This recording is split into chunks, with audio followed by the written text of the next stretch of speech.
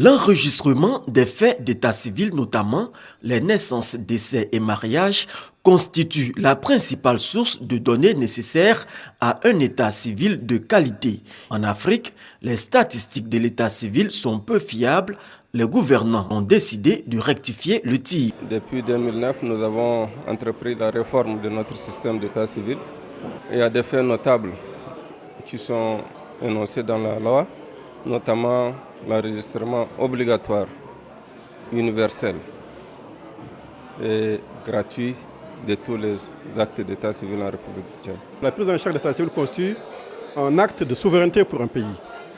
Au moment où nos pays sont menacés, perturbés même, ou souvent menacés par leur propre existence, par des groupuscules terroristes ou des groupuscules extrémistes, de tout trafic, il est important de savoir qui est la population, qui est qui. Nous avons jugé nécessaire de mettre en place un programme de modernisation de l'état civil, avec beaucoup de composantes, notamment la sensibilisation des délégués de quartier, des maires, des exécutifs locaux.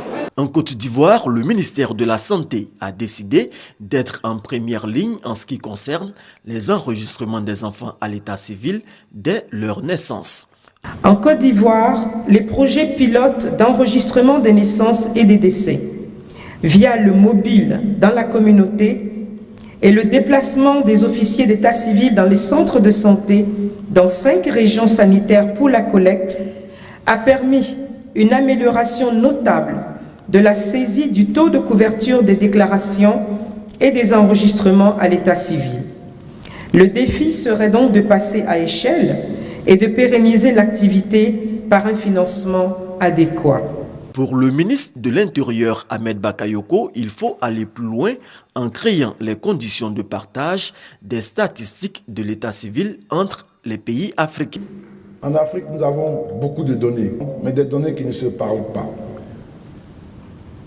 Aucune possibilité en Côte d'Ivoire d'avoir toutes les informations sur un individu parce qu'il vient de notre pays d'Afrique.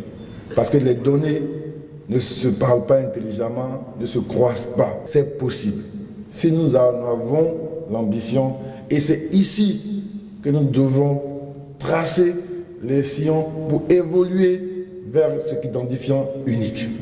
Les participants à cette 3e conférence des ministres en charge de l'état civil ont souhaité que les gouvernements de l'Union africaine décrètent la décennie 2015-2024, décennie de l'état civil et des statistiques de l'état civil.